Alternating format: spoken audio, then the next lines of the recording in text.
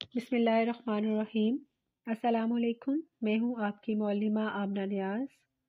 آج ہم بڑھتے ہیں اپنے تدریسی درس نمبر 1 کی طرف، جو آپ کی شامل نصاب کتاب اسلامیات لازمی کا حصہ ہے۔ آج ہم بڑھیں گے باب پنجم کی طرف، حسن معاملات و معاشرت، اور ہمارے سبق کا نام ہے قسم کے احکام و مسائل۔ سبق کی طرف بڑھنے سے پہلے اس کے تدریسی مقاصد دیکھ لیتے ہیں کہ سبق کو پڑھنے کے بعد طلبہ کیا جان سکیں گے۔ تو اس سبق کو پڑھنے کے بعد آپ جان سکیں گے کہ قسم کے معنی اور مفہوم کیا ہے، اس کے علاوہ قسم کے لیے اور کون سے الفاظ کا استعمال ہوتا ہے، قسم کی حفاظت سے کیا مراد ہے، اور قرآن مجید کی روشنی میں قسم کے احکام کیا ہیں، اور حدیث نبوی صلی اللہ علیہ وآلہ وسلم کی روشنی میں قسم کے احکام کیا ہیں، اور قسم توڑنے کی صورت میں اس کا کفارہ کیا ہے، قسم کی اقسام کیا ہیں، اور جھوٹی قسم کھانے کے کیا نقصانات ہو سکتے ہیں۔ سب سے پہلے ہم دیکھیں گے کہ قسم کا معنی اور مفہوم کیا ہے۔ تو قسم کو قرآن و حدیث میں یمین کہا جاتا ہے۔ یمین کی جمع ایمان ہے۔ اصطلاحی مفہوم اگر دیکھیں ہم اس کے، تو اصطلاحی مفہوم میں کسی مسلمان کا اللہ تعالیٰ کا نام لے کر پختہ عزم کرنا اور دوسرے شخص کو یقین دہانی کروانا یمین کہلاتا ہے۔ یعنی کہ کسی شخص کو اپنی بات کے لیے قائل کرنا کہ یہ کام ایسا ہی ہے یا یہ کام اسی طرح ہوگا۔ آگے ہم دیکھتے ہیں قسم کے لیے کون سے الفاظ کا استعمال ہوتا ہے۔ جیسے کہ میں آپ کو پہلے بتا چکی ہوں، قسم کے لیے یمین اور حلف کے الفاظ استعمال ہوتے ہیں۔ اب یمین جو ہے وہ عربی کا لفظ ہے جس کی جمع ایمان ہے، ٹھیک ہے۔ اور قسم کو یمین کیوں کہتے ہیں؟ قسم کو یمین اس لیے کہتے ہیں کہ عربی لغت میں دائیں ہاتھ کو یمین کہا جاتا ہے۔ تو جب دو قسم اٹھانے والے قسم اٹھاتے ہیں تو وہ اپنے اپنے ہاتھ کو اپنے ساتھی کے دائیں ہاتھ پر مارتے ہیں، جس سے عہد و پیما ہوتا ہے۔ اس لیے اس کو عربی زبان میں یمین کہا جاتا ہے۔ آگے بڑھتے ہیں قسم کی حفاظت کی طرف۔ قسم کی حفاظت میں پہلی چیز جو ہے وہ ہے کہ زبان کو بہت زیادہ قسمیں اٹھانے سے قابو میں رکھنا۔ دوسرا ہے قسم اٹھانے پر اسے نہ توڑنا۔ تیسرا ہے قسم توڑنے پر کفارہ ادا کرنا۔ اب قسم کی حفاظت سے مراد کیا ہے؟ تو قسم کی حفاظت سے مراد یہ ہے کہ اولاً تو قسم اٹھائی ہی نہ جائے، کیونکہ ایک جو مسلمان ہوتا ہے اس کی سب سے بڑی خوبی یہ ہوتی ہے کہ وہ جھوٹ نہیں بولتا، ہمیشہ سچ بولتا ہے، کیونکہ سچ بولنے والے کا معاشرتی سطح پر ایک اعلیٰ معیار مقرر ہوتا ہے اور لوگ جو ہیں وہ اس کی بات کا کیا کرتے ہیں؟ یقین کر لیتے ہیں۔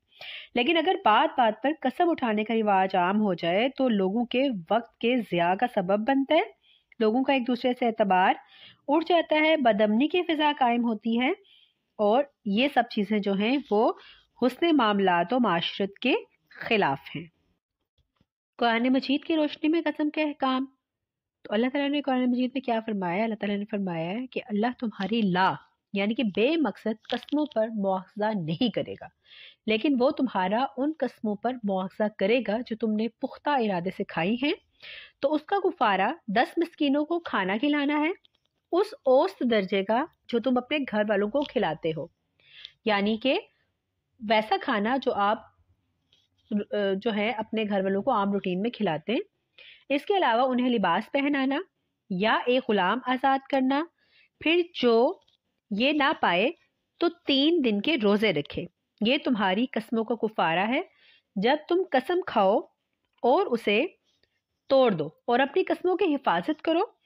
اسی طرح اللہ اپنی آیات تمہارے سامنے کھول کھول کر بیان فرماتا ہے تاکہ تم شکر ادا کرو۔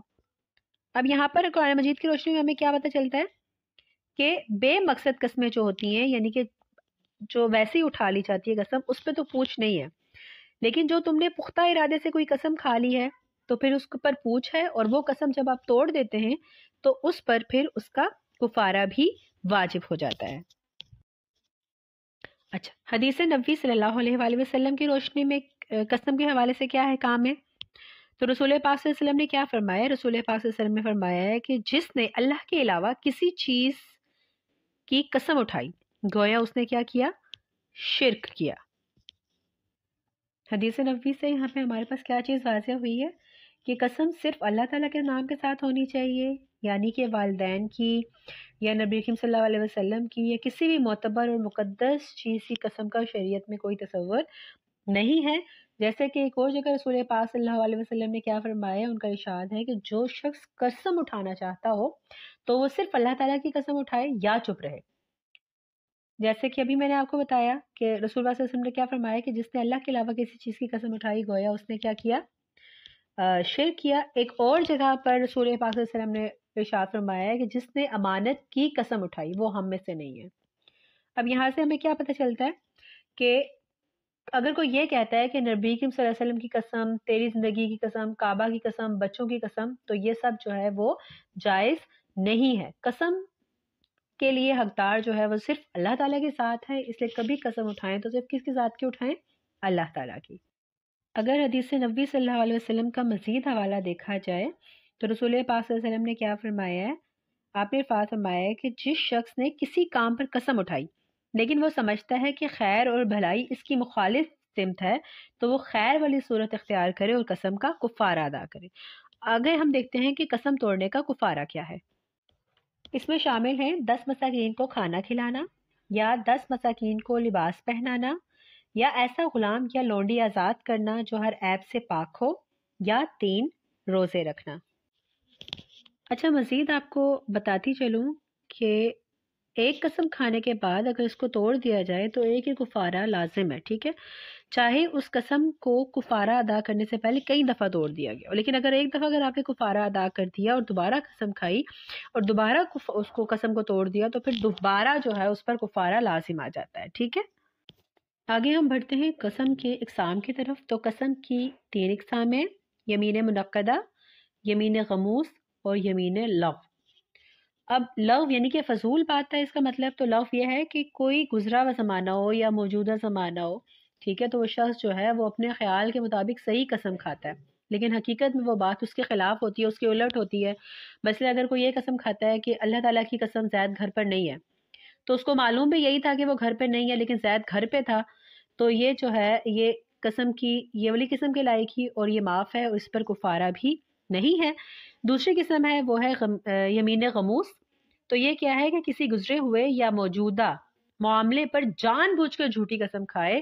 مثلا کسی نے قسم کھائی کہ اللہ عز و جل کی قسم زید گھر پر ہے لیکن وہ جانتا تھا کہ گھر پہ نہیں ہے، تو یہ غموس کہلائے گی۔ اس میں قسم کھانے والا سخت گناہ گار ہے اور اس پر توبہ فرض ہے لیکن کفارہ نہیں ہوتا اس پہ، ٹھیک ہے۔ تیسرا جو ہے وہ ہے قسم منعقدہ۔ یہ ہے کہ آئندہ کے لیے قسم کھانا، مطلب یوں کہ اللہ رب العزت کی قسم جو ہے میں کل تمہارے گھر آؤں گا، لیکن وہ دوسرے دن اگر اس کے گھر نہیں جاتا تو وہ کیا ہوتا ہے، قسم ٹوٹ جاتی ہے اور اس قسم کا کیا ہوتا ہے، کفارہ دینا پڑتا ہے، اور بعض صورت میں وہ قسم جو ہے وہ جو ٹوٹتی ہے اس صورت میں توڑنے والا بھی کیا ہوتا ہے، گناہ گار ہوتا ہے۔ اب جیسے ایک واقعہ ہے کہ حضرت آدم علیہ السلام کو سجدہ نہیں کیا تھا شیطان نے، تو مردود ہو گیا تھا اور وہ ہر وقت جو ہے وہ حضرت آدم علیہ السلام کو نقصان پہنچانے کی طاق میں رہتا تھا۔ تو اللہ تعالیٰ نے حضرت آدم علیہ السلام اور حضرت حوا کو جو ہے وہ فرمایا تھا کہ آپ جنت میں رہو اور جہاں دل کرے بے روک ٹوک کھاؤ، البتہ وہ جو ایک درخت ہے اس کے پاس نہیں جانا۔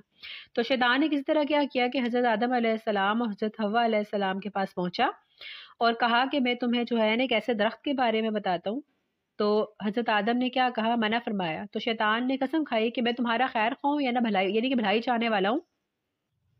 تو حضرت آدم علیہ السلام کو خیال ہوا کہ اللہ تعالیٰ کی قسم جو ہے وہ جھوٹی کون اٹھا سکتا ہے، تو یہی سوچ کر حضرت جو حوا تھی انہوں نے اس میں سے کچھ کھا لیا اور حضرت آدم علیہ السلام نے بھی کھا لیا۔ تو یہاں سے کیا پتہ چلتا ہے کہ ابلیس نے جھوٹی قسم کھا کر حضرت آدم علیہ السلام کو دھوکہ دیا تھا۔ تو پہلا جھوٹی قسم کھانے والا کون ہو گیا، ابلیس ہو گیا، اور حضرت آدم علیہ السلام کو تو یہ گمان بھی نہیں تھا کہ کوئی شخص جو ہے وہ اللہ تعالیٰ کی قسم کھا کر کیا ہو سکتا ہے، جھوٹ بول سکتا ہے۔ اسی طرح رسول پاک صلی اللہ علیہ وآلہ وسلم نے ارشاد فرمایا کہ جو جھوٹی قسم کھا کر کسی کا مال ڈبائے گا تو اللہ تعالیٰ کے حضور وہ قیامت کے دن اس طرح پیش ہوگا کہ اس کے ہاتھ پاؤں کٹے ہوئے ہوں گے۔ آگے ہم دیکھتے ہیں کہ جھوٹی قسم کے نقصانات کیا ہیں۔ تو جھوٹی قسم گناہ کبیرہ اور انسانیت کو دھوکہ دینا ہے، اور جھوٹی قسم اٹھانے والا اللہ تعالیٰ کی رحمت سے محروم ہو جائے گا اور قیامت کے روز اللہ تعالیٰ اس پر نظر کرم نہیں فرمائیں گے۔ اس کے علاوہ جھوٹی قسم جو ہے وہ انفرادی اور اجتماعی بربادی کا سبب بھی بنتی ہے، اور کچھ روایات میں ایسا بھی آتا ہے کہ جو جھوٹی قسم اٹھاتا ہے اس کے گھر سے جو ہے وہ برکتیں اٹھ جاتی ہیں۔ کیوں؟ اس لیے کہ وہ اپنا مال فروخت کرنے میں یا اپنا عیب چھپانے میں یا دوسری تیسری باتوں میں جھوٹی قسم اٹھاتا ہے، اور جب قسم اٹھاتا ہے اور قسم اٹھانے کے دوران وہ جو ہے جھجک اور شرم محسوس نہیں کرتا، تو وہ جو ہے اس کا وہ عبرت کا نشان ایسے ہے کہ رسول پاک صلی اللہ علیہ وسلم نے فرمایا کہ جھوٹی قسم سے جو ہے وہ سودا تو فروخت ہو جاتا ہے لیکن اس میں سے برکت جو ہے وہ مٹ جاتی ہے۔ اسی طرح جھوٹی قسم اٹھانے والا جو ہے اس کے دل پر سیاہ نقطہ بن جاتا ہے، جیسے کہ رسول پاک صلی اللہ علیہ وسلم نے فرمایا ہے کہ جو شخص قسم کھائے اور اس میں مچھر کے پر کے برابر جھوٹ ملا دے تو وہ جھوٹ جو ہے وہ یوم قیامت اس کے دل پر سیاہ نقطہ بن جاتا ہے۔ اب ہم بڑھتے ہیں سوالات کے مرحلے کی طرف۔ یہاں پر یہ تمام سوالات ایسے ہیں جن کے جوابات یہ سبق سننے کے بعد آپ بآسانی دے سکتے ہیں۔ آپ کے سوالات جو آپ نے حل کرنے ہیں اس میں ہے: قسم کے معنی اور مفہوم لکھیں، قسم کی اقسام لکھیں، قسم کی حفاظت سے کیا مراد ہے، قسم توڑنے کا کفارہ کیا ہے، اور جھوٹی قسم کے نقصانات کیا ہیں۔ اس کے علاوہ قرآن و سنت کی روشنی میں قسم کے احکام و مسائل بیان کریں۔ امید ہے کہ یہ سبق سننے کے بعد آپ ان سوالات کے جوابات احسن طریقے سے دے سکیں گے۔ آپ کا تفویض کار یہ ہے کہ پڑھائے گئے سبق کے مختصر سوالات کاپی پر لکھنے اور تفصیلی سوال کا جواب جو ہے وہ یاد کرنا ہے، یعنی کہ آپ کا جو ہوم ورک ہے وہ یہ ہے کہ جو آپ کو سبق ابھی پڑھایا گیا ہے اس کے مختصر سوالات آپ نے کاپی پر حل کرنے ہیں، اور جو آپ کا تفصیلی سوال ہے اس کا جواب آپ نے یاد کرنا ہے۔ انشاءاللہ اب آپ سے زوم کلاس میں ملاقات ہوگی، اور زوم کلاس کے لیے جو آپ کو وسائل درکار ہیں اس میں آپ کے اسلامیات کی کتاب اور یہ سلائیڈز ہیں۔ اللہ آپ کو اپنے حفظ و امان میں رکھے۔ اللہ حافظ۔